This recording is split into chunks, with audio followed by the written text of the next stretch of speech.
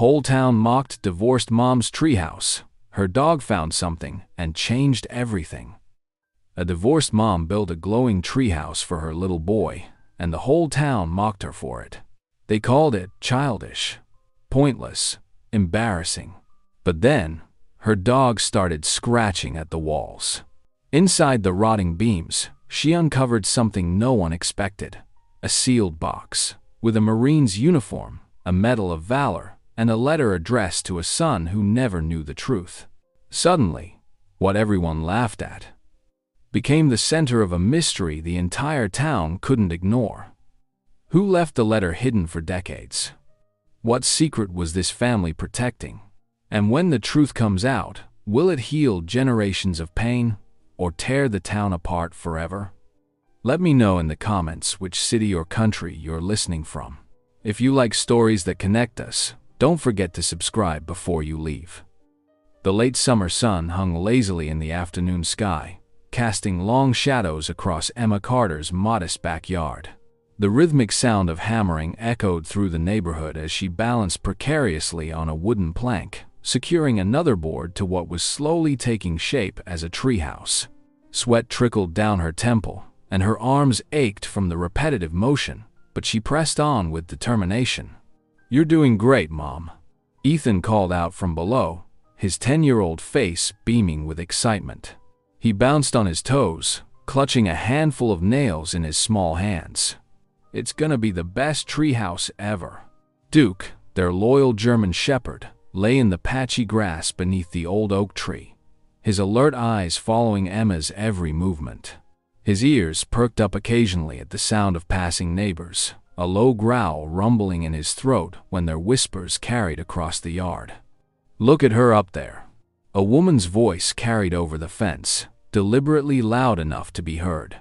"Playing carpenter when she should be looking for real work." Another voice chimed in. "That's Emma Carter for you. Wasting time building toys instead of building a career." Emma's jaw tightened, but she kept hammering, focusing on the solid thunk of metal against wood rather than the sting of their words. The treehouse might look shabby to them, with its mismatched boards salvaged from various sources, but to her, it represented something far more valuable than they could understand. "Hand me another nail, sweetie," she called down to Ethan, forcing cheerfulness into her voice. He scrambled to select the perfect one, his face serious with concentration as he carefully passed it up to her. Duke stood and stretched, padding over to position himself between the fence and his family, his protective instincts evident in his stance. Emma smiled down at him, grateful for his silent support. As the afternoon wore on, more neighbors paused along the sidewalk, their judgmental stares burning into Emma's back. She heard snippets of their conversations: single mom, no direction, poor kid. But she kept working, board by board, nail by nail. "Mom, can we put up the lights now?" Ethan asked as the sun began to dip lower in the sky. "Please? The box is ready." Emma looked at their creation. Not perfect, but solid and safe. The walls were up, the floor was secure, and she'd even managed to add a small window that looked out over their yard. Moss grew naturally on some of the older boards, giving it a whimsical, fairy tale quality that she knew Ethan would love. "Okay, buddy. Let's make it magical." Together, they climbed into the treehouse, Duke watching attentively from below. Emma pulled out the string of fairy lights she'd found on clearance at the hardware store. Ethan's eyes sparkled as they began weaving the lights around the interior, creating patterns across the ceiling and walls. "It's like stars, Mom," he exclaimed, touching the tiny bulbs with gentle fingers. "Our own constellation." As dusk settled in, they plugged in the lights, and the treehouse came alive with a warm, golden glow. Emma's heart swelled at the wonder on Ethan's face, but the moment was interrupted by loud laughter from the street. "Would you look at that?" someone called out. "It's lit up like some kind of carnival attraction. More like a beacon advertising poor life choices," another voice added, followed by more laughter. Emma watched Ethan's shoulders slump slightly, and she pulled him close. "Hey, What matters is that we love it, right? He nodded against her shoulder. It's perfect, Mom. Really perfect. They stayed in the treehouse until Emma's stomach growled loudly enough to make Ethan giggle. Time for supper, I think, she said, ruffling his hair. Inside their small house, Emma prepared a simple meal of spaghetti and meatballs, Ethan's favorite. They ate at their scratched kitchen table, with Duke lying hopefully nearby, while Ethan chattered about all the adventures he planned to have in their treehouse. After dinner, Emma tucked Ethan into bed, his eyes already heavy with sleep. "Love you, Mom," he murmured, as she pulled his comic book-themed blanket up to his chin. "Love you too, sweetie. Sweet dreams." Unable to face the dishes just yet, Emma stepped out onto the front porch, sinking into the old wooden chair that had come with the house. Duke followed, settling beside her and resting his heavy head on her lap. The summer night was warm, filled with the sound of crickets and the distant hum of traffic. Then, she heard them, voices from the neighbor's yard, carrying clearly through the darkness. "That glowing shame box," someone said, triggering a round of cruel laughter. "Can you believe she actually built that thing? Well, what do you expect? She's been going downhill since the divorce." Emma's face tightened with hurt, her hands clenching in Duke's fur. The shepherd whined softly, pressing closer against her legs as if trying to shield her from the cruel words. Her throat felt thick with unshed tears as she stared at the gentle glow emanating from the treehouse, a beacon that represented both her love for her son and her status as the neighborhood's object of ridicule. Duke lifted his head and licked her hand, his brown eyes full of unwavering loyalty. Emma scratched behind his ears, finding comfort in his steady presence as the neighbor's laughter continued to float through the darkness, each word a sharp reminder of her place in their small-minded world. She sat there for a long time, with only Duke's warmth and the distant glow of the treehouse to keep her company, trying to hold on to the joy she'd seen in Ethan's eyes rather than the sting of her neighbor's contempt. The treehouse lights twinkled through the leaves of the old oak tree, and despite the mockery, they still looked like stars to her. Stars that she and Ethan had hung together, creating their own little universe where other people's opinions couldn't touch them. The next morning dawned bright and clear, with late summer sunshine streaming through Emma's kitchen window. She stood at the counter, savoring her first cup of coffee while watching Ethan wolf down his breakfast cereal. His enthusiasm made her smile despite her lingering hurt from the previous night's mockery. "Can I go to the treehouse now?" Ethan asked, milk dribbling down his chin. He wiped it away with his sleeve before Emma could hand him a napkin. "Sure, honey. Just be careful on the ladder." Emma watched through the window as Ethan raced across their small backyard, Duke trotting happily beside him. The morning dew still clung to the grass, making it sparkle in the early light. The fairy lights they'd hung were barely visible now, overwhelmed by the bright sunshine filtering through the oak's leaves. Suddenly, Duke stopped in his tracks, his ears perked up, and his tail went rigid. The German shepherd began circling the base of the tree, letting out sharp, urgent barks that made Emma's coffee cup pause. Halfway to her lips, "Duke?" she called through the open window. "What is it, boy?" The dog continued his agitated circling, his barks growing more insistent. Ethan had already started climbing the ladder, seemingly unbothered by Duke's unusual behavior. "It's okay, Mom," Ethan called down. "He probably just saw a squirrel or something." Emma set her coffee down, moving closer to the window to keep a better eye on things. Duke's behavior was odd. He usually ignored the local wildlife unless they came too close to the house. This was different. His barks had a sharp, warning quality that made the hair on the back of her neck stand up. Ethan disappeared into the treehouse, and Emma heard the solid thump of him jumping around inside, probably acting out some superhero scenario. But then there was another sound, a distinct hollow knock from beneath the floorboards, different from the usual creaks and groans of the wood. "Mom, did you hear that?" Ethan's excited voice carried across the yard.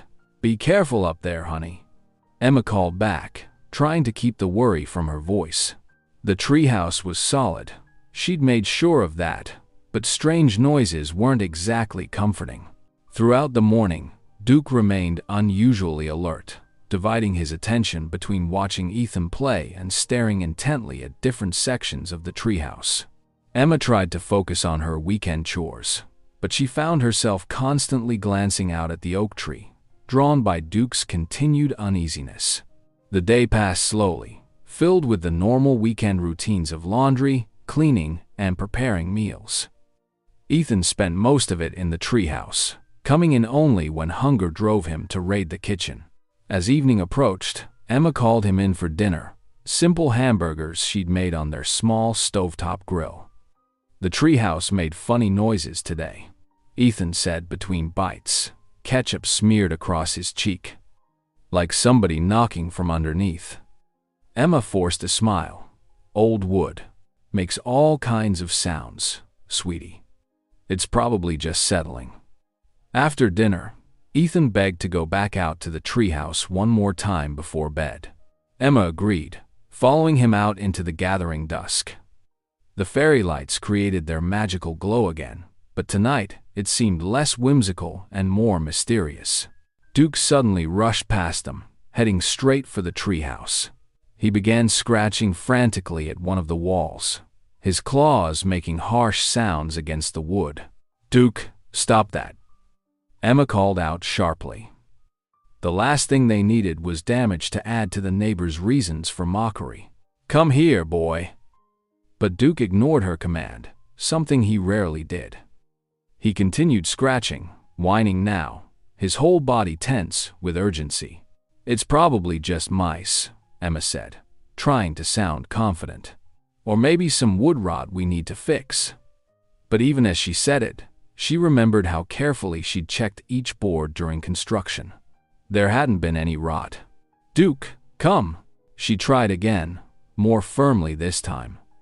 The shepherd turned to look at her, his eyes reflecting the glow of the fairy lights, but he didn't move away from the wall. Instead, he resumed his scratching, even more insistently than before. "Mom?" Ethan's voice held a note of uncertainty she wasn't used to hearing. "Maybe we should look, it's getting late," Emma cut him off, not wanting his imagination to run wild. "Time for your bath and bed." She practically had to drag Duke away from the treehouse, his reluctance evident in every step. Even after they went inside, he kept trying to go back out, scratching at the back door and whining softly. Emma got Ethan through his bedtime routine, trying to maintain a sense of normalcy despite her growing unease. After tucking him in, she finally gave in to Duke's persistent whining and let him out one last time. Instead of doing his usual bedtime business, Duke went straight back to the treehouse, positioning himself at its base. He sat there, alert and watchful, his eyes fixed on the structure above him. Emma stood in the doorway, watching her usually calm dog maintain his vigil. The fairy lights cast strange shadows through the leaves, making the treehouse look different somehow, less like the simple play space she'd built, and more like something out of a story she wasn't sure she wanted to read. With a shiver, she called Duke one final time. When he again refused to come, she gave up and went inside, double-checking all the locks before heading to bed. Sleep felt far away as she lay there, listening to the night sounds through her open window. Somewhere out there, she knew Duke was still on guard, his eyes fixed on their glowing treehouse, watching for something she couldn't see or understand. The autumn afternoon sun cast long shadows across Emma's backyard as she raked leaves into neat piles. The rhythmic scraping sound was oddly soothing, helping her forget the whispers and stares that still followed her around town. Overhead, Ethan's laughter drifted down from the treehouse, mingling with the rustle of falling leaves. "Mom, Duke's acting weird again," Ethan called out suddenly. Emma looked up to see Duke inside the treehouse, frantically pawing at one of the wooden panels near the floor. His claws made harsh scratching sounds against the wood, more intense than his behavior the night before. "Duke, stop that," Emma called out, but the German Shepherd ignored her, his whole body tense with determination. If anything, his clawing became more urgent. "There's definitely something behind here, Mom," Ethan said, kneeling beside Duke. "Look, this board feels different from the others." Emma climbed up into the treehouse, her knees protesting slightly. The panel Duke was attacking did look different, darker and softer than the surrounding wood. When she touched it, the surface felt spongy under her fingers. "It's rotted," she muttered, surprised she hadn't noticed it during construction.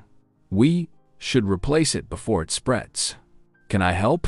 Ethan asked eagerly, already reaching for the panel's edge. Emma nodded, grateful for his enthusiasm. Together, they worked their fingers under the edge of the board.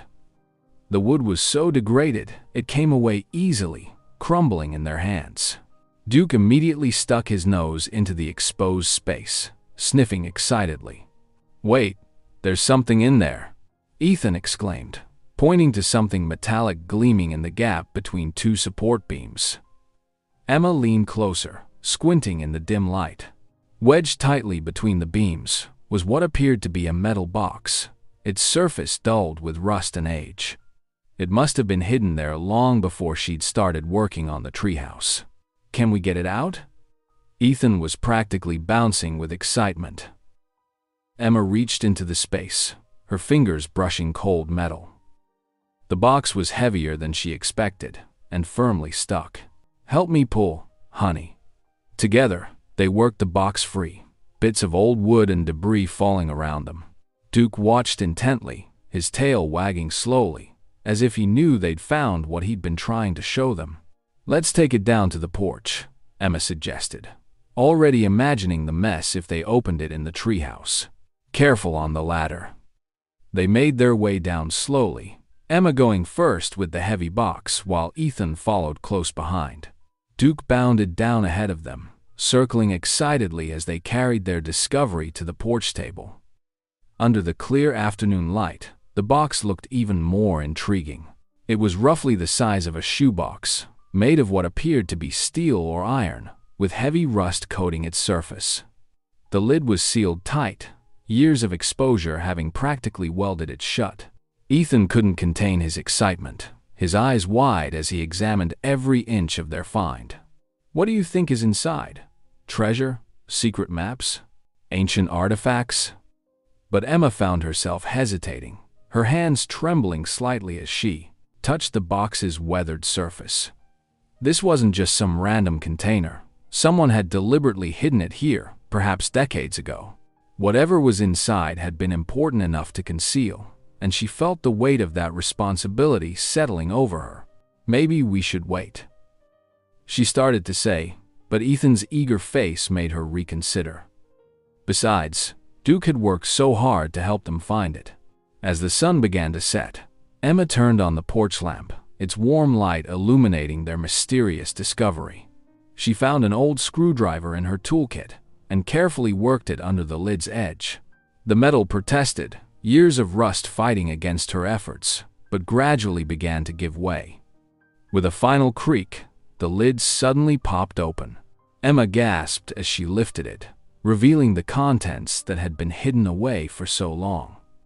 The first thing she saw was fabric, olive green and carefully folded, unmistakably a Marine Corps uniform.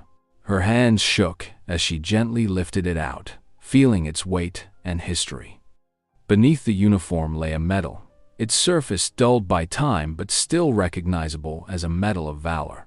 Emma's breath caught in her throat as she carefully set it aside. Finally, tied together with faded ribbon, she found a thick bundle of letters. The paper had yellowed with age, the ink faded but still legible. Emma stared at them, overwhelmed by the significance of what they'd discovered. Duke sat quietly beside them now, his earlier excitement replaced by an almost reverent stillness, as if he too understood the importance of their find. Ethan reached out to touch the uniform sleeve, his usual chatter silenced by the solemnity of the moment. The porch lamp cast a warm glow over their discovery, transforming their ordinary evening into something extraordinary. Emma's hand trembled as she held the uniform, wondering about the Marine who had worn it, about the story behind these carefully preserved items, and about why they had been hidden away in their treehouse all these years. After dinner, Emma carefully laid out a clean tablecloth on the kitchen table, treating their discovery with the reverence it deserved. Ethan pulled his chair close, leaning over her shoulder as she began arranging the contents of the metal box under the warm glow of their overhead light. Duke settled at their feet, his watchful eyes never leaving them. "Be gentle with these," Emma cautioned, as she carefully untied the faded ribbon binding the letters together. The paper felt delicate beneath her fingers, like autumn leaves ready to crumble. "These are really old, honey." The first envelope she opened was postmarked June 1968. Emma's hands trembled slightly as she unfolded the letter inside, the yellowed paper crinkling softly. The handwriting was neat but rushed, as if written during precious spare moments. "Dear Sarah," Emma read aloud, her voice hushed. "The heat here is worse than anything back home. Makes me miss those summer evenings sitting on our porch, watching the fireflies with you." Ethan listened intently as she continued reading. The Marine described daily life at his base in Vietnam. SSA. The constant humidity, the friendships formed with fellow soldiers, the simple comfort of receiving letters from home. He wrote about missing his wife's cooking and hoping to be home for Christmas. Emma opened another letter, this one dated August 1968. "The monsoon season has started," she read. "The rain never seems to stop. But every drop reminds me of that day we got caught in the downpour at the county fair. How we laughed and danced in the puddles." Letter after letter revealed glimpses of a life lived decades ago. A young Marine's hopes, fears, and endless love for the woman waiting for him back home. Some passages made Emma's voice catch with emotion, while others brought small smiles to their faces. "He sure loved her a lot," Ethan observed softly, touching one of the envelopes with careful fingers. "He really did," Emma agreed, reaching for another letter. But her hand froze as she spotted an envelope different from the others.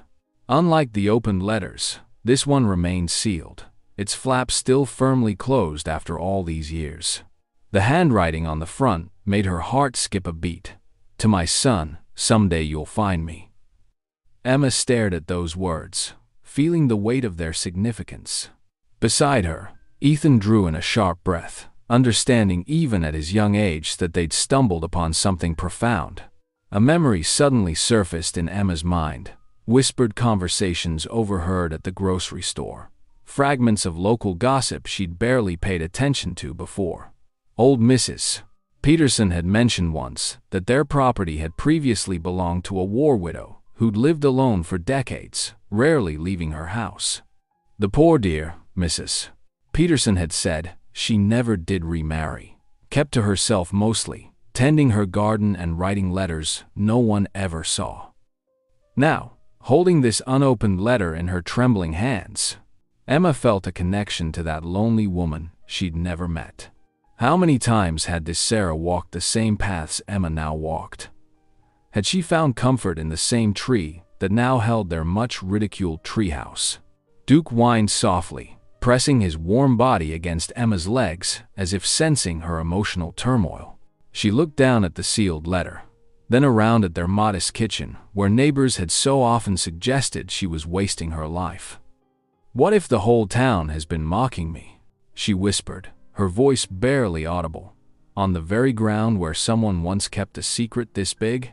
The kitchen fell silent, except for the gentle ticking of the wall clock and Duke's soft breathing. Through the window, Emma could see the treehouse glowing softly in the darkness. No longer just a subject of neighborhood ridicule, but a guardian of memories that had waited decades to be found. The sealed letter felt heavy in her hands, weighted with untold stories and long-held secrets. Around them, scattered across the kitchen table, the other letters lay like pieces of a puzzle they were only beginning to understand. Emma's fingers traced the careful handwriting on the envelope, wondering about the son who was meant to read these words, and the father who had written them so long ago. The morning sun cast long shadows across the library steps as Emma carefully carried the metal box inside. She'd wrapped it in an old blanket to protect its precious contents during the drive. The weight of last night's discovery had kept her tossing and turning until dawn. Inside the library, the familiar smell of old books and polished wood filled the air. A few early patrons looked up briefly from their reading as Emma approached the reference desk. The librarian, Mrs. Walsh, peered at her over wire-rimmed glasses. "I need to research something about Vietnam veterans," Emma said softly, conscious of the library's hushed atmosphere, particularly those who served in 1968. Mrs. Walsh pointed her toward the local history section, a quiet corner filled with photographs and dusty volumes. Emma settled at a study table, gently unwrapping the box. She spread out the uniform first, noting its faded patches and carefully preserved condition despite the years hidden away. As she examined the Medal of Valor, a tall man with silver hair appeared beside her table. He wore a navy blazer with a Marine Corps pin on the lapel, and his eyes widened at the sight of the uniform. "Pardon my intrusion," he said in a gentle voice, "but I couldn't help noticing what you're looking at. I'm Richard Coleman, retired Marine Corps historian." Emma introduced herself, explaining how she'd found the box. Mr. Coleman listened intently, his weathered face growing serious as she described the letters and their dates. "May I?" he asked, gesturing to the uniform. Emma nodded, and he carefully lifted it, examining the insignias and name tag with practiced eyes. After a moment, he sat down heavily in the chair across from her. "This belonged to Captain Daniel Whitaker," he said quietly. "I remember his case well. He was reported missing in action in late 1968 during a reconnaissance mission near the Laotian border." Emma felt her throat tighten. "What happened to him?" Mr. Coleman shook his head slowly. "His helicopter went down in bad weather. Search teams looked for weeks, but—" He paused, his fingers touching the uniform's collar with reverence. "They never found him or the wreckage." He looked up at Emma with kind eyes. "You said you found this in your house?" "In our treehouse, actually. We just moved in about 6 months ago." Recognition dawned on Mr. Coleman's face. The old Whitaker place on Maple Street. When Emma nodded, he sighed deeply. That property belonged to Margaret Whitaker, Daniel's widow. She lived there alone for over 40 years. Emma remembered the sealed letter addressed to a son. Did they have children? "No," Mr. Coleman replied. "Margaret was expecting their first child when Daniel deployed, but she lost the baby shortly after receiving news of his disappearance." His voice grew softer. "It broke her, in many ways. She never gave up hope that Daniel would come home someday." "The town wasn't kind to her, were they?" Emma asked, thinking of her own experiences with the neighbors. Mr. Coleman's expression darkened slightly. "People can be cruel when they don't understand grief. They thought she was living in denial, called her beliefs delusional. She kept writing letters to Daniel, kept his things exactly as they were, the neighbors." He shook his head. "They shunned her, whispered behind her back, said she needed to move on and accept reality." Emma felt a deep ache in her chest, understanding now why the property had come with such a low price tag. The town's memory was long, and their judgment hadn't softened with time. "Margaret passed away 5 years ago," Mr. Coleman continued. "Never remarried, never moved away. She believed until the end that Daniel would come back to her." Emma carefully refolded the uniform, thinking of her own ridiculed treehouse project. "I built that treehouse for my son, and everyone laughed. Called it my glowing shame box, but all this time, it was protecting these memories." Mr. Coleman finished gently. He helped her gather the letters, handling them with the care they deserved. Margaret would have appreciated that, I think. She always said Daniel loved climbing trees as a boy. As the afternoon light began to fade, Emma packed everything back into the box. Mr. Coleman wrote down his phone number, offering to help her research further if she wanted. These things deserve to be remembered properly, he said. Both Daniel's service and Margaret's devotion. The drive home felt different somehow. The metal box sat securely in the passenger seat, its presence both comforting and haunting. As Emma turned onto Maple Street, the setting sun painted the sky in shades of purple and gold. Through the trees, she could see the soft glow of the fairy lights she and Ethan had strung in the treehouse. She pulled into her driveway, but didn't immediately get out of the car. Instead, she sat there, looking at the treehouse she'd built as a simple gift for her son, a project that had earned her nothing but mockery from the neighbors. Now she understood that it wasn't just a playhouse anymore. It had become something else entirely, a guardian of long-lost memories, a keeper of love letters never delivered, and silent witness to a devotion that had outlasted death itself. The treehouse lights twinkled gently in the gathering dusk, like stars brought down to earth, illuminating a mystery that had waited decades to be found. Emma sat at her kitchen table, the evening light filtering through the curtains as she recounted her conversation with Mr. Coleman to an eagerly listening Ethan. Duke lay nearby, his ears perking up at the emotion in her voice. So the uniform belonged to Captain Daniel Whitaker, Emma explained, running her fingers along the box's edge. He was a Marine who went missing in Vietnam back in 1968. Ethan's eyes grew wide. Missing? Did they ever find him? Emma shook her head. No, honey. His helicopter crashed during bad weather, and they couldn't locate the wreckage. His wife, Margaret, she used to live in this very house. She never gave up hope that he'd come home someday. Just like in the movies? Ethan asked, leaning forward in his chair. Real life isn't quite like the movies, Emma said gently. Margaret waited for over 40 years. She lost their baby after hearing he was missing, and she lived here all alone after that. The following days took on a different rhythm as Emma began asking around town about Margaret Whitaker. She started with Mrs. Jenkins, the elderly woman who ran the flower shop on Main Street. Oh, Margaret, Mrs. Jenkins sighed, arranging stems in a vase.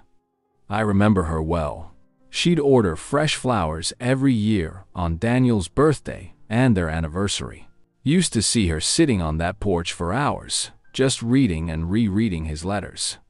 Emma visited the local diner next, where old Mr. Patterson still came for his morning coffee. His weathered hands wrapped around his mug as he spoke. Some days, we'd hear her crying clear across the street, he admitted, shame coloring his voice. She'd be out there clutching those letters to her chest like they were all she had left in the world. Maybe they were. At the hardware store, where Emma bought supplies for the treehouse, Mrs. Turner pulled her aside. We all thought Margaret was hiding something, she confessed in a hushed voice. She'd get these mysterious phone calls, disappear for days sometimes. Always came back looking more determined than ever. Did anyone ever ask her about it? Emma wondered. Mrs. Turner shook her head. We weren't exactly kind to her. Thought she needed to move on, you know? Now I wonder if we were wrong. Each conversation added another layer to Margaret's story, painting a picture of a woman who'd faced judgment and isolation rather than give up on love. Emma found herself growing more determined with each new detail she uncovered. Back home that evening, Ethan helped her spread the letters across the kitchen table. Mom, he said suddenly, we have to read all of them. We have to know what really happened.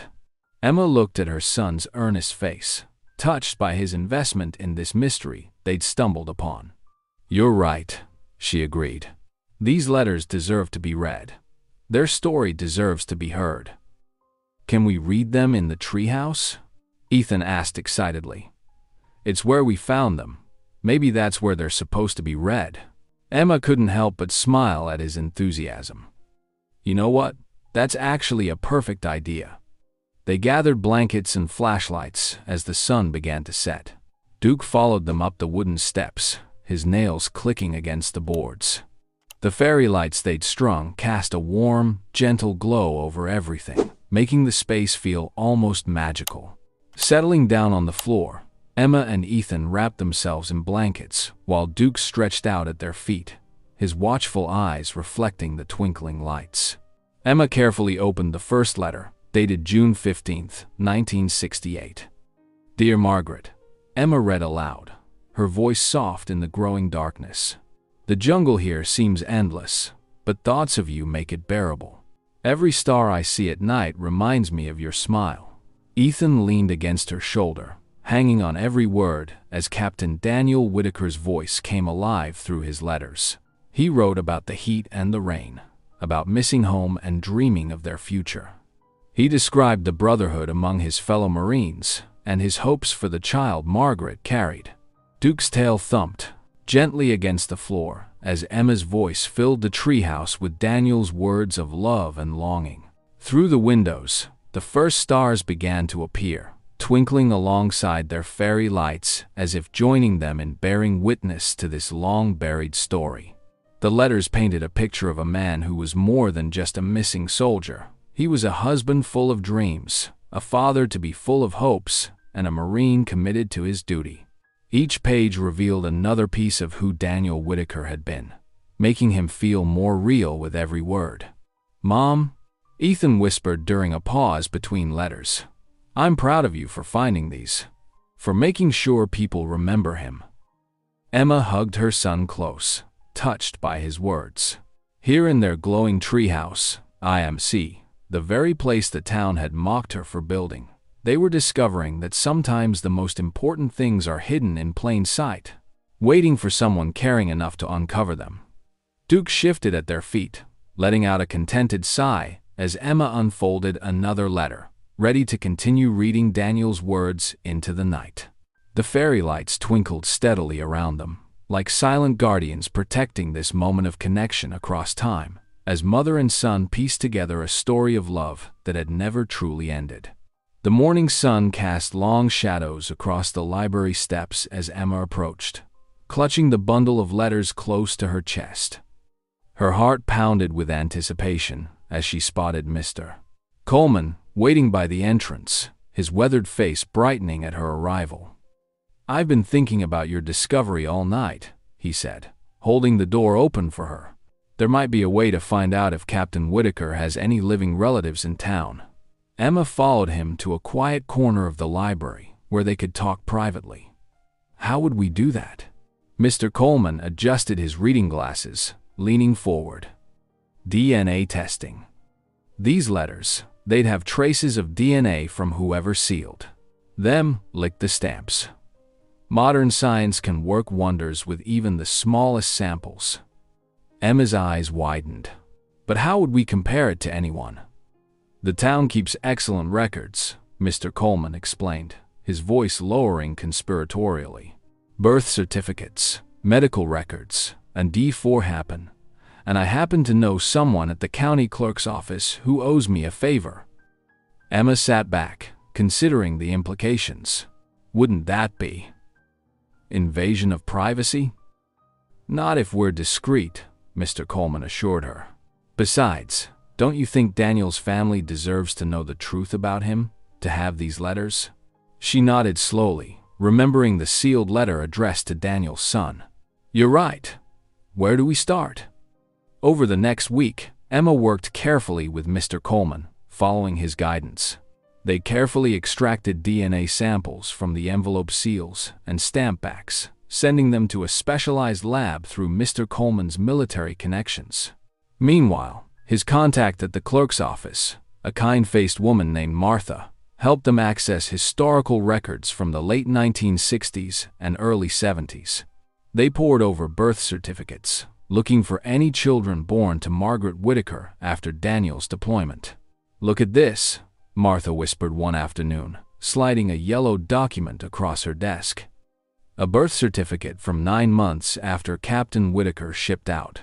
Margaret listed him as the father. Emma's hands trembled as she read the name. Mark Jonathan Whitaker, born December 12, 1968. The DNA results arrived 2 weeks later in a plain white envelope. Emma met Mr. Coleman at the library early, before anyone else arrived. They sat at a back table, the morning light streaming through tall windows as they opened the envelope together. "The genetic markers are clear," Mr. Coleman said, scanning the report. "There's a direct paternal match between the DNA from the letters and someone in the town records." Emma leaned closer, her heart racing as she read the name matched to the DNA profile. The paper slipped from her suddenly numb fingers, floating to the table as the blood drained from her face. There, in stark black and white, was a name she knew all too well: Sheriff Mark Whitaker.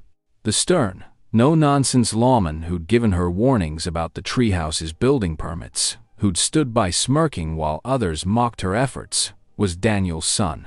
The very child mentioned in those heartfelt letters, the baby Daniel never got to meet, had grown up to become the town's chief law enforcement officer. Emma sat frozen, her mind reeling as pieces clicked into place. The sheriff's cold demeanor, his apparent disdain for her project, too mere. Had he known about the treehouse's history? Had he deliberately kept his distance from the property that held so many painful memories? The sealed letter in her bag felt suddenly heavier. Its message meant for the very man who treated her with such contempt.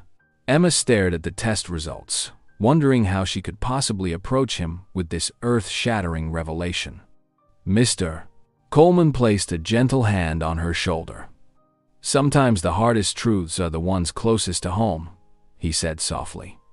"The question now is, what will you do with this knowledge?" Emma couldn't find words to respond. The magnitude of the discovery left her speechless, her thoughts spinning with implications.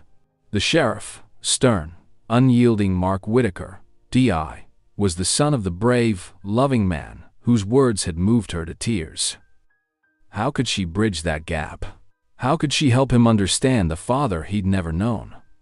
She looked down at the test results again, still struggling to process the connection. The town's most authoritative figure, the man who'd stood by while others ridiculed her, was the very person these precious letters were meant for. The irony felt almost cruel. Mr. Coleman gathered the papers carefully, tucking them into a folder. "Take some time to think about your next step," he advised. "This isn't just about DNA and old letters anymore. This is about healing wounds that have been festering for decades." Emma nodded mutely, her mind already racing with possibilities and concerns. How would the sheriff react to learning his father hadn't abandoned them, as he might have believed? Would he even be willing to listen? The weight of responsibility settled heavily on her shoulders, as she realized she now held the key to unlocking a family's long-buried truth. The morning sun continued to stream through the library windows, illuminating dust motes that danced in the air, oblivious to the momentous revelation that had just occurred. Emma sat there, letting the full impact of the discovery wash over her, knowing that nothing in their small town would ever be quite the same again.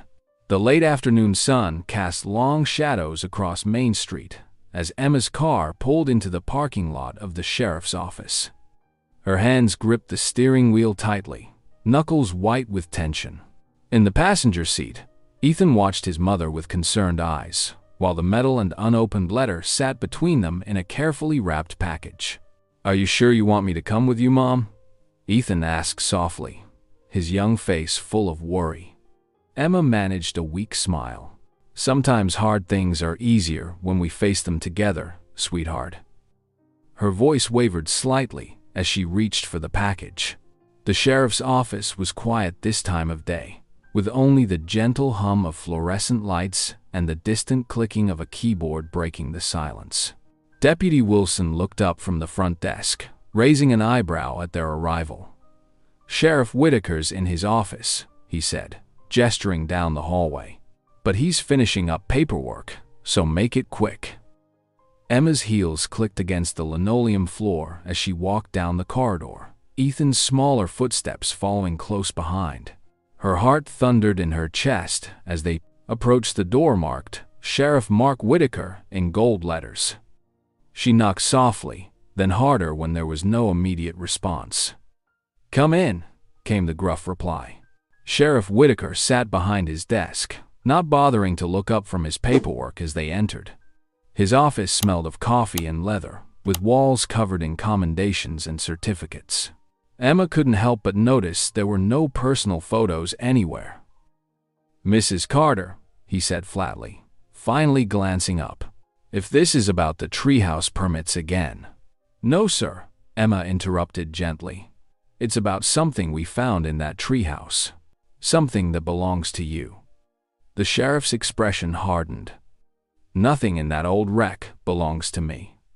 Emma placed the package on his desk carefully. "Your father's Medal of Valor was hidden there. And there's a letter he wrote, addressed to his son. To you." The change in Sheriff Whitaker's demeanor was immediate and dramatic. His face flushed red, jaw clenching as he stared at the package as if it might bite him. "My father?" He spat the word like it tasted bitter. "My father abandoned us before I was even born. Ran off to play hero in Vietnam and never looked back." Emma shook her head earnestly. "That's not true. These letters we found, he wrote to your mother constantly. He loved you both so much." "Love?" The sheriff's laugh was harsh and hollow. "Love doesn't leave a pregnant wife behind. Love doesn't make a woman raise a child alone while the neighbors whisper. Love doesn't." He cut himself off, standing abruptly. "Please," Emma said softly, pushing the package toward him. "Just read the letter. He wanted you to have it." "What I want," Sheriff Whitaker growled, "is for people like you to stop digging up ancient history for attention. You think finding some old letters makes you special? Makes you understand what we went through?" Ethan stepped forward, his small voice steady despite the tension. "But sir, your dad was a hero. The medal proves." "A hero?" The sheriff's voice rose sharply. "Heroes come home to their families, son. They don't disappear and leave behind boxes of empty promises." Emma felt tears welling in her eyes as she watched the pain etched across the sheriff's face. All these years of bitterness had created walls too thick for simple truth to penetrate. "My mother cried herself to sleep for years," he continued, his voice rough with emotion. "She waited and waited for him to come back, while everyone in town pitied us or judged us. And now you want to stir all that up again." "That's not what Emma started. "Take your discovery and get out," he cut her off, turning his back to them. "I don't need your sympathy or your amateur detective work. I made peace with my father's choices a long time ago." Emma's hands shook as she gathered up the package, tears now flowing freely down her cheeks. Ethan took her hand, squeezing it supportively as they walked toward the door. "The letters and medal will be in the treehouse," she said quietly. "If you ever change your mind." The sheriff didn't respond or turn around, his rigid posture speaking volumes about the walls he'd built around his heart. As they walked back to the car, Emma's shoulders shook with silent sobs. She'd hoped so desperately to bring healing, to bridge the gap between father and son. But instead, she felt like she'd only caused more pain. They climbed into the car, and Emma sat there for a long moment, trying to compose herself.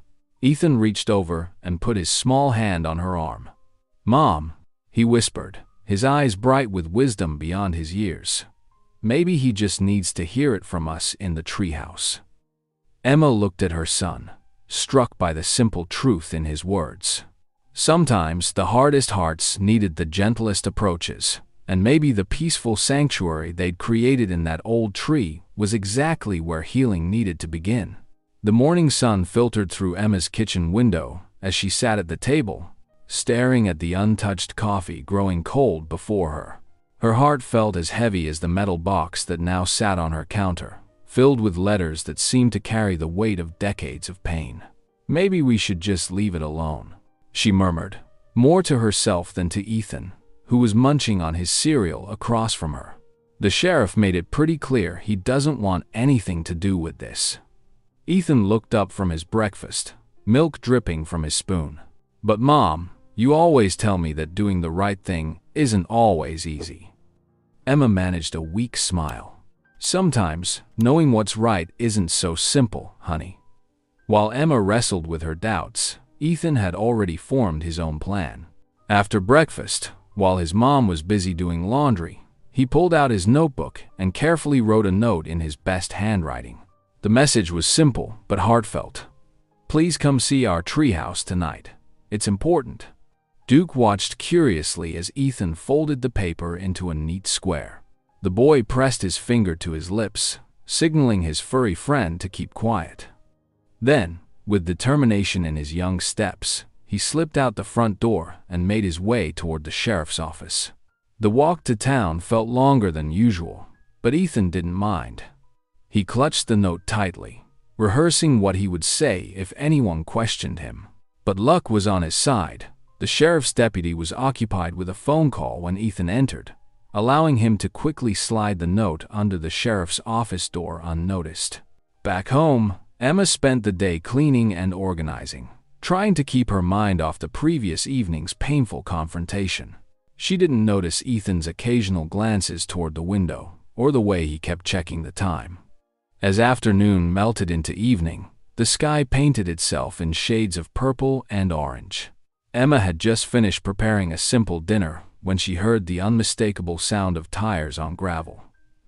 Her heart skipped a beat as she peered out the window to see the sheriff's patrol car pulling up alongside their house. Duke was the first to react, bounding down from the porch with Ethan close behind. The German shepherd's tail wagged cautiously as he approached the car, his protective instincts balanced with an almost uncanny sense that this visitor was somehow connected to their home. Sheriff Whitaker emerged from his vehicle slowly, his expression a mixture of reluctance and something else, perhaps curiosity, or maybe a hint of vulnerability that his usual stern demeanor couldn't quite mask. He held Ethan's note in his hand, the paper looking small and delicate in his weathered fingers. "Evening," he said gruffly, his eyes moving from Ethan to Duke, then up to the treehouse that glowed softly in the gathering dusk. The fairy lights they'd strung up cast a warm, inviting radiance that seemed to soften the rough edges of the old structure. "You came." Ethan's face lit up with genuine joy. "Mom's already up there with everything. Duke and I can show you the way." The sheriff shifted uncomfortably, his boots scuffing against the ground. "Look, son, I probably shouldn't." But Duke had already positioned himself near the base of the tree, looking back at the sheriff with intelligent eyes that seemed to hold wisdom beyond human understanding. Ethan stood beside the German shepherd, both of them creating a welcoming committee that was hard to refuse. Above them, Emma's heart thundered in her chest as she heard the voices below. She sat cross-legged on the treehouse floor, the letters and metal arranged carefully before her. The fairy lights cast dancing shadows on the wooden walls, creating an almost magical atmosphere in the small space. Sheriff Whitaker stood at the base of the tree for what felt like an eternity, his internal struggle visible in the way his shoulders tensed and relaxed. Finally, with a deep breath that seemed to carry the weight of years, he placed his hand on the first rung of the ladder. The wood creaked softly under his weight as he began to climb. His hand trembled slightly as it touched each worn board, as if each step brought him closer not just to the treehouse, but to a past he'd tried so hard to forget. The closer he got to the top, the more his stern facade seemed to crack. His fingers brushed against the rough wood, and for a moment he paused, his expression softening as if the texture beneath his hands had triggered some long-buried memory. Below, Ethan and Duke watched the sheriff's slow ascent, the boy holding his breath with anticipation, while the loyal dog sat alert and watchful. The fairy lights above cast a gentle glow on the scene, making the moment feel suspended in time, like a photograph capturing a pivotal moment before it fully unfolds. Each rung of the ladder seemed to represent a year of distance between father and son, each trembling touch of the sheriff's hand revealing the vulnerability beneath his hardened exterior. The worn boards of the treehouse, weathered by decades of sun and rain, held not just the physical weight of the man climbing them, but the emotional weight of a story waiting to be told. In the growing darkness, the treehouse continued to glow like a beacon, drawing the sheriff upward toward a truth he'd spent a lifetime avoiding, while Emma waited above with letters that promised to bridge the gap between past and present, between father and son, between loss and understanding. Inside the treehouse, the fairy lights cast a warm, gentle glow as Emma carefully lifted the unopened letter. Her hands trembled slightly as she held out the weathered envelope towards Sheriff Whitaker. The paper had yellowed with age, but the writing remained clear. "To my son, someday you'll find me." "This belongs to you," Emma said softly, her voice barely above a whisper. The small space felt charged with emotion as the sheriff stared at the envelope, his usual stern expression wavering. Ethan sat cross-legged in the corner, Duke beside him, both watching intently as the sheriff slowly took the letter. His fingers traced over his father's handwriting, and for a moment, he looked less like the hardened lawman the town knew and more like the little boy who had lost his father decades ago. The sound of the seal breaking seemed impossibly loud in the quiet treehouse. The sheriff's hands shook as he unfolded the paper, the brittle edges crackling. He cleared his throat, then began to read aloud, his voice rough with emotion. "My dear son, if you're reading this, then you've found what I left behind. I know you've probably grown up wondering why I never came home, maybe even thinking I abandoned you and your mother. But that's the furthest thing from the truth. I'm writing this the night before we head out on what we all know is a dangerous mission. The jungle is thick with enemy forces, and my squad, these brave young men, I'm responsible for. They're counting on me to lead them through. What I'm about to tell you, I've never told anyone else. The medal you found, I earned it on my final day. Our squad was ambushed, pinned down by heavy fire. My men were trapped, and I knew what I had to do. I led a charge that drew enemy fire away from them, giving them the chance to reach safety. I made sure every single one of my men got out. The last thing I remember was seeing them escape. I didn't make it back with them, son, but I want you to know, I never abandoned anyone. Not my men, and certainly not you." The sheriff's voice cracked. He paused, taking a shaky breath before continuing. "I arranged for this medal and these letters to be hidden away, hoping that someday you'd find them and understand. I didn't want you growing up in the shadow of a hero's son. That kind of pressure can break a young man. I wanted you to find your own way, become your own person. But I also needed you to know the truth when you were ready. Your father didn't walk away. He fought until the end, doing what was right, protecting those who needed him. Just like I know you would have done. I've missed so much of your life, son. Your first steps, your first day of school, watching you grow into the man you've become. But know this, every day I was alive, I carried you in my heart. You were my reason for fighting, my reason for hoping, my reason for making sure my men made it home to their families, even when I couldn't make it home to mine. I love you, son. I always have, and wherever I am now, I always will. Your father, Daniel." The sheriff's hands dropped to his lap, the letter trembling in his grip. Tears rolled freely down his face as years of anger and bitterness began to crumble. Emma watched as the tough exterior he'd maintained for so long finally broke apart. With trembling fingers, he picked up the medal, turning it over in his hands. The medal caught the light from the fairy lights, gleaming dully. This wasn't just a piece of metal anymore. It was proof of his father's sacrifice, his love, his final act of courage. Ethan, who had been sitting quietly throughout the reading, slowly moved closer. Without hesitation, he wrapped his arms around the sheriff in a heartfelt hug. The simple, pure comfort of a child seemed to break the last of the sheriff's defenses, and his shoulders began to shake with silent sobs. Duke, sensing the emotional shift, moved from his spot and gently rested his head on the sheriff's knee, offering his own form of comfort. The German shepherd's eyes held a deep understanding, as if he knew his role in uncovering this long-buried truth had helped heal a decades-old wound. Emma quietly wiped away her own tears, watching as 3 generations of pain and misunderstanding began to heal in their humble treehouse.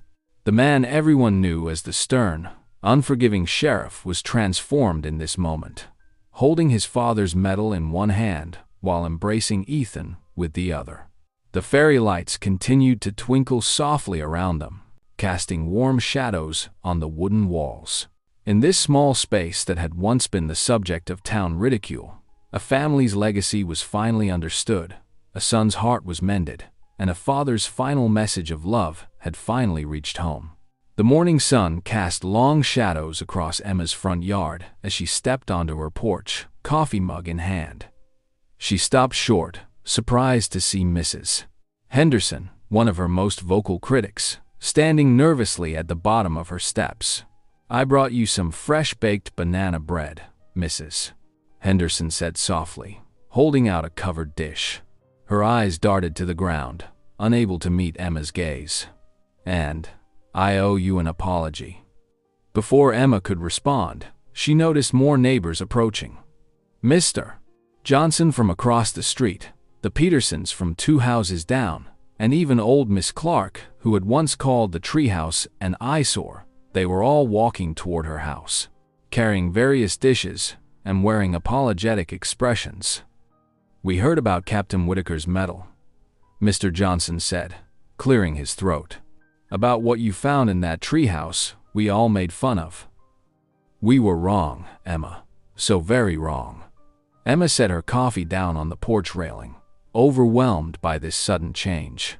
Ethan appeared beside her, his eyes wide with wonder at seeing so many people gathered in their yard. "Is it true?" Miss Clark asked, her voice quavering.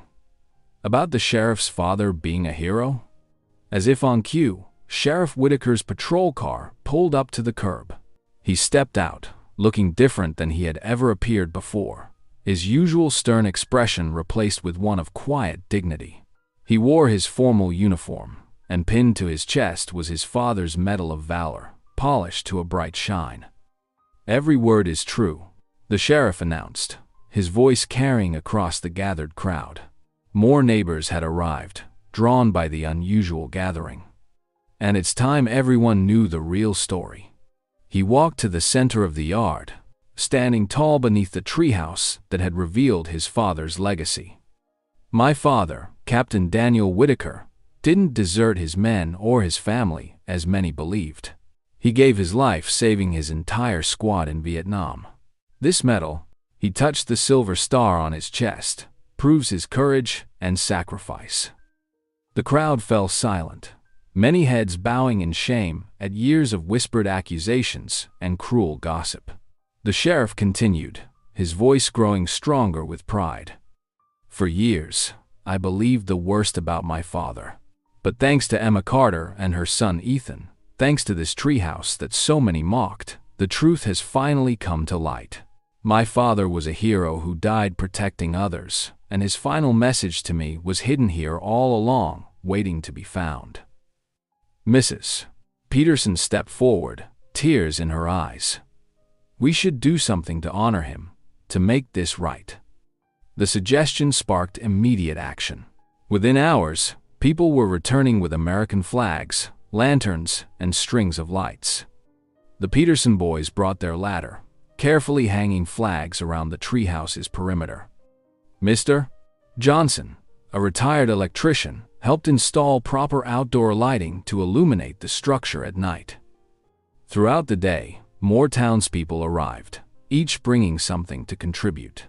Children made hand-painted signs saying, "Thank you, Captain Whitaker," and "Heroes Never Forgotten." The local hardware store donated weatherproof decorations, and the garden club brought potted flowers to place around the tree's base. Emma watched in amazement as the treehouse she had built for Ethan transformed into something more, a living memorial to a forgotten hero. Duke sat at attention nearby, his tail wagging gently as he watched the activity with apparent approval. "Mom," Ethan whispered, tugging at her sleeve. "Look how pretty it's getting." The treehouse that had once drawn ridicule now glowed with dignity. American flags fluttered in the breeze, their stars and stripes catching the afternoon light. Solar-powered lanterns were arranged artfully among the branches, ready to shine when darkness fell. The sheriff moved through the crowd, sharing stories about his father with anyone who asked. His face had softened, the years of bitterness replaced by pride and peace. He stopped often to pat Ethan's head or squeeze Emma's shoulder, wordless gestures of gratitude that meant more than any spoken thanks. As evening approached, the transformation was complete. The treehouse stood as a beacon of truth and redemption, its warm lights beginning to twinkle as the sun set. Emma and Ethan stood together on their porch, watching as neighbors gathered around their once-mocked project, now a place of honor and remembrance. "You did good, Mom," Ethan said, slipping his small hand into hers. "You made something really special." Emma squeezed his hand, her heart full as she watched lanterns being lit one by one.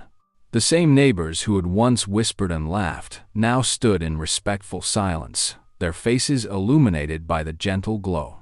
The treehouse that had started as a mother's simple gift to her son had become something far greater, a symbol of hidden courage, restored dignity, and the power of truth finally brought to light. The late May sunshine bathed the neighborhood in golden light as people gathered beneath the transformed treehouse. American flags rustled gently in the warm breeze, and the newly installed memorial plaque gleamed at the base of the old oak tree. Veterans in their dress uniforms stood at attention, their medals catching the sunlight as children approached with bouquets of red, white, and blue flowers. In honor of Captain Daniel Whitaker, the bronze plaque read, "Marine Corps hero, loving father, who gave his life protecting others." One by one, the children reverently placed their flowers around the plaque. Little Sarah Miller, barely 6 years old, carefully arranged her white daisies next to Tommy Peterson's red carnations. The veterans maintained their salute, their faces solemn with respect. Emma stood quietly at the edge of the crowd, Duke sitting faithfully at her feet. Her eyes misted as she remembered those first days of building the treehouse, how the neighbors had whispered and laughed. Now, those same people gathered here in unity, their former mockery transformed into deep respect. Sheriff Mark Whitaker stood near the plaque, his formal uniform pressed crisp and neat, his father's Medal of Valor shining on his chest. Ethan stood beside him, looking proud in his Sunday best. The bond between them had grown strong over the past weeks, as if the spirit of Captain Whitaker had brought them together across time. The sheriff cleared his throat and stepped forward to address the crowd. "Today, we honor not just my father, but the power of truth and healing," he began, his voice carrying across the hushed gathering. "This treehouse, which some of us once mocked," he paused, meeting several eyes in the crowd with gentle understanding, "has become a symbol of something much greater." He turned to Emma, his eyes filled with emotion. Emma Carter took on a project of love for her son, never knowing she would uncover a legacy that changed our entire community. But most importantly, his voice broke slightly, "You gave me my father back. You helped me understand the truth I'd been too angry to see for so many years." The crowd murmured softly, many wiping away tears. Mrs. Peterson, who had once been among the loudest critics, reached over to squeeze Emma's hand. As the sun began to set, the treehouse lights flickered to life, casting a warm, welcoming glow over the gathering. The solar lanterns twinkled like stars among the branches, and the flags cast gentle shadows on the ground below. Emma pulled Ethan close, watching as the evening light painted the sky in shades of purple and gold. "Sometimes, what we build in love reveals what time tried to hide," she whispered to him, her heart full of gratitude and wonder. Ethan squeezed her hand tight, understanding in his young heart the truth of her words. Duke barked softly beside them, his tail wagging gently as he watched over his family. Around them, the community stood together, united under the lasting glow of the treehouse, no longer a source of shame, but a beacon of healing and hope. The warm lights continued to shine as darkness settled, illuminating faces that now showed only respect, understanding, and the quiet joy of being part of something bigger than themselves. The treehouse stood as a testament to the power of love, truth, and the unexpected ways healing can come to a community ready to embrace it. If even one moment stayed with you, hit subscribe. I'll be back tomorrow with another story written gently for the heart.